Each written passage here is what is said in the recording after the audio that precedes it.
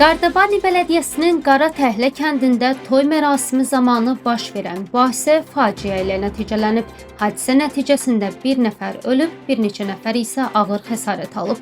Məlumata görə yanvarın 5-də toyda tamadalıq edən Fail Əliyev ilə mərasim iştirakçısı Aydın Məmmədov arasında yaranan mübahisə əvvəlcə sözlü, daha sonra fiziki qarşıdurmaya çevrilib.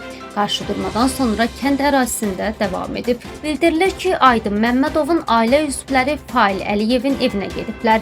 Hadisə zamanı Fail Əliyevin oğlu 3 nəfəri bıçaqlayıb. Qarşıdurmanın davamında yaralı şəxslər avtomobili qəsdən Fail Əliyevin üzərinə sürüblər və 50 yaşlı kişi hadisə yerində həyatını itirib. Eyni zamanda 22 yaşlı gənc də avtomobillə vurulub. Hazırda o, Rustavidə xəstəxanada reanimasiyadadır.